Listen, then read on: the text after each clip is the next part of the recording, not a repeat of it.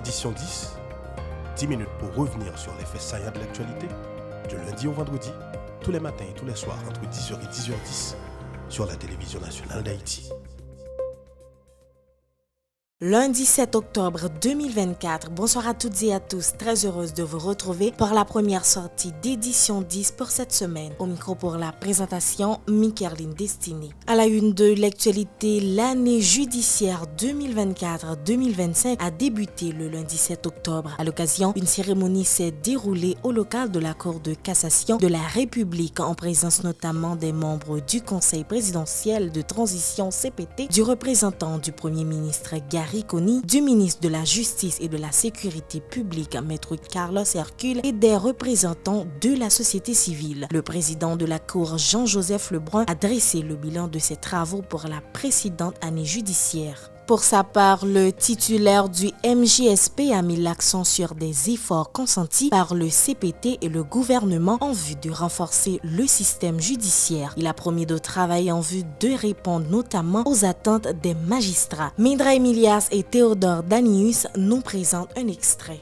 Pour les coups d'appel, il y a lieu de retenir 35 arrêts définitifs et arrêts avant dit droit pour la Cour d'appel de Port-au-Prince, 53 arrêts définitifs pour la Cour d'appel des Cayes, 14 arrêts définitifs pour la Cour d'appel des Gonaïves, 6 arrêts définitifs pour la Cour d'appel de Hinche, 31 arrêts définitifs pour la Cour d'appel du Cap-Haïtien. Au niveau des tribunaux de première instance, les résultats suivants ont été obtenus. Au TPI d'Aquin, 66 décisions ainsi réparties, 7 en matière civile ordinaire, 20 en référé, 11 au correctionnel, 14 en habeas corpus, 12 ordonnances de clôture et 2 ordonnances en mainlevée des cours. Au tribunal de première instance de la Croix-des-Bouquets, 47 décisions de justice ont été rendues, soit 7 en matière civile, 20 en référé, 14 en matière pénale et 6 en habeas corpus.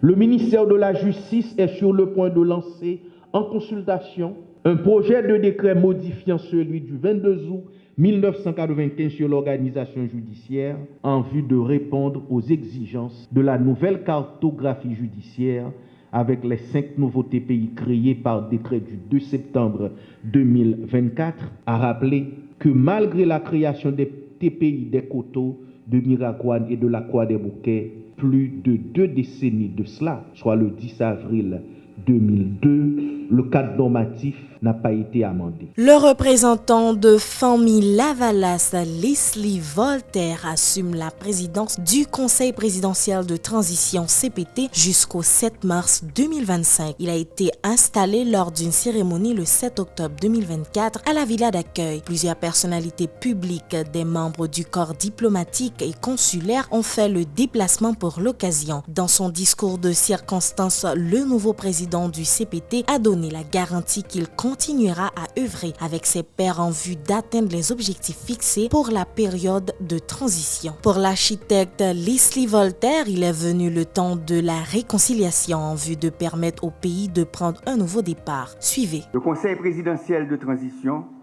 le gouvernement, la société civile, toutes les forces vives de la nation devront se mettre ensemble pour contrecarrer celles qui rêvent de nous diviser et de transformer des sœurs et des frères liés par le même destin en ennemis. Le temps est à l'union. Le peuple haïtien est à la croisée des chemins. Il est temps de prouver à la face du monde que cette grande nation est capable de créer les conditions indispensables au renouveau tant espéré. Nous remettons en place un exécutif de tête. Nous créons un comité pilotage qui travaille sous conférence nationale là avec réforme constitutionnelle là. Conseil électoral provisoire vient pour l'installer au complet dans un petit bout de temps. Commission justice, vérité et réparation fin mettre en place. Nous gagnons un nouveau chef de la police avec un nouveau état-major l'armée. Base force multinationale fini et puis commencer à recevoir troupes internationales. Budget l'État exercice 2024-2025 validé. Nous commençons à mettre en place programme rentrée scolaire avec assistance pour parents et élèves. Nous recrutons policiers et militaires par nous. Nous faisons célébrer reprise travaux judiciaires. Nous pourrons continuer à progresser. Travail qui était en pile. Nous pourrons avancer dans tête collée avec tous les collègues dans harmonie avec Premier ministre là, avec tout membre gouvernement yo, avec toute force dans le pays pour nous arriver à bon résultat peuple là attend depuis longtemps. Toujours dans l'actualité, le conseiller président Edgar Leblanc-Fils se dit opposé à la résolution du 4 octobre 2024 relative à la présidence tournante et au maintien des conseillers éclaboussés par le scandale de la Banque nationale de crédit. Dans une adresse à la nation le dimanche 6 octobre 2024, l'ex-président du CPT s'est référé au rapport de l'unité de lutte contre la corruption ULCC concernant ce dossier. Il a exigé la démission des conseillers présidents incriminés en vue de protéger l'intégrité du CPT. Edgar Leblanc-Fils. Après publication rapport ULCC, conseil présidentiel là pas capable de casser. J'ai gagné une position claire. J'en ai dit déjà, dans la date 30 juillet, dans l'occasion 47e réunion chef l'État et chef gouvernement pays CARICOM qui était faite dans le pays la Grenade, ULCC saisit de dossier. Conseil présidentiel là attend li produit rapport en toute indépendance pour li prendre position. Li encourager le travail vite. Entre-temps, nous te souhaité conseiller qui te concerné yo, te accepté yo même. Tout la koyo pas participer dans travail conseil présidentiel là pour permettre processus transition continuer avancer sans dommage. Pendant la justice a fait chemin pour arriver faire lumière jaillir sous dossier pour la vérité paraître claire et puis fixer responsabilité yo. Malheureusement, yo pas de comprendre ça t'a pi bon. Dossier a sorti, ULCC bail conclusion travail li. Moi-même qui voulais respecter institution avec la loi pays dans souci pour protéger image conseil présidentiel là et puis rester cohérent avec ça m'te dit déjà. Je ne suis pas capable d'accepter participer dans aucune démarche qui a affaibli plus et puis dévaloriser la justice pays. Dans le même temps tout, voyez mauvais signal par la population. C'est ça qui explique moi refuser signer et moi pas signer résolution conseil au prend dans date vendredi 4 octobre 2024 là. Les informations se poursuivent. Le Premier ministre Gary Coney séjourne depuis le 5 octobre aux Émirats arabes unis dans le cadre d'une mission visant le renforcement de la sécurité nationale et se rendra ensuite au Kenya. Avec les autorités des Émirats arabes unis, les discussions porteront sur une assistance technique en matière de sécurité et un support dans les nouvelles technologies. Plus loin, le chef du gouvernement devra s'entretenir avec le président kenyan William Ruto sur l'accélération du processus visant à compléter les troupes déployées en Haïti dans le cadre de la mission multinationale de soutien à la sécurité. Suivez les déclarations du Premier ministre Gary Coney recueillies par la TNH. Un objectif voyage ça, c'est justement nous voir le Kenya pour nous discuter avec le président Kenya. Nous avons répondu à l'invitation qui était faite pour le début du mois de septembre pour nous précipiter à accélérer le processus de déploiement reste force kenyane le plus rapidement que possible pour venir continuer à appuyer force de police. L'invitez-nous, nous allons regarder nouveaux contingents policiers qui viennent pour arriver. Nous allons tout discuter avec l'autre chef de gouvernement africain qui paraît tout pour nous appui. Nous allons discuter de comment nous augmenter le nombre, la présence, le nombre particulièrement. Nous allons entrer dans le cycle électoral. Nous connaissons que la période d'élection, généralement, c'est une période qui est difficile tout en termes de violence. Nous tenons une masse critique de forces répressives qui est capable de bailler la population paix d'esprit pour aller dans l'élection normalement. Donc, priorité nous là, c'est à chercher renforcer bras. Deuxième priorité, c'est nous connaître la police qui travaille zone.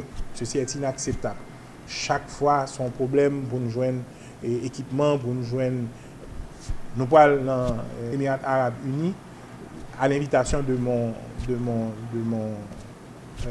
homologue pour nous discuter d'un flux régulier de technologie, d'assistance technique et de matériel pour que la police et l'armée gagnent ça pour mener la bataille. Parce qu'il y a des instruments qui ont besoin pour gagner une bataille. Nous connaissons ça, ils ont besoin de drones, ils ont besoin de blindés, ils ont besoin de fusils plus sophistiqués, ils ont besoin d'équipement. Il faut qu'il y ait un flux, il faut qu'il y ait un accompagnement technique, il faut qu'il y ait un support logistique, il faut qu'il y ait une capacité pour réparer le matériel en panne. Donc, la discussion que nous allons faire avec l'homologue moyen, c'est justement pour nous avoir un flux régulier en matière de sécurité, pour nous capables vraiment accélérer le processus de retour à la sécurité du pays. Donc, pour moi, voyage ça est essentiel et nous faisons après que nous visitons Saint-Marc hier et que nous voyons que Jean-Michel dit tout à l'heure avec qui rapidité police là, nous n'avons pas fait ça il y a quelques mois. Avec qui rapidité police là arrivé déployer des forces pour renforcer capacité dans la zone Antibonite là pour répondre à besoin.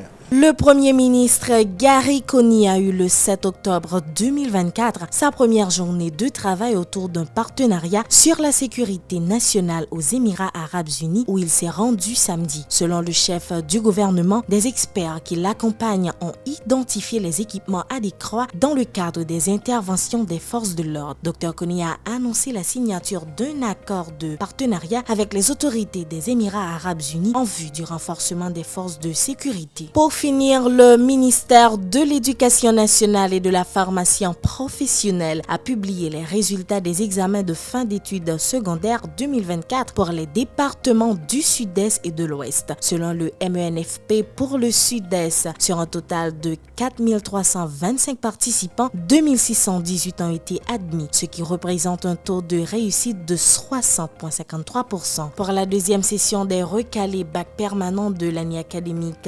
2023-2024, sur un total de 484 participants, 314 ont été admis, ce qui représente un taux de réussite de 64,88%. Pour le département de l'Ouest, sur un total de 43 447 participants, 21 473 ont été admis, soit un taux de réussite de 49,42% pour les examens de fin d'études secondaires. Les résultats ne sont pas encore disponibles pour la deuxième session des recalés bac permanent au niveau de l'Ouest, a fait savoir le MENFP, ajoutant que les résultats pour la direction départementale d'éducation du Nord-Ouest seront publiés incessamment. À date, les résultats sont connus pour 9 départements: Nord, Nord-Est, Sud, Nip, Centre, Artibonite, Grand'Anse, Sud-Est et Ouest. Voilà, c'est ici que referme cette première sortie d'édition 10. Merci d'avoir été des nôtres. Au revoir et à demain pour une nouvelle sortie.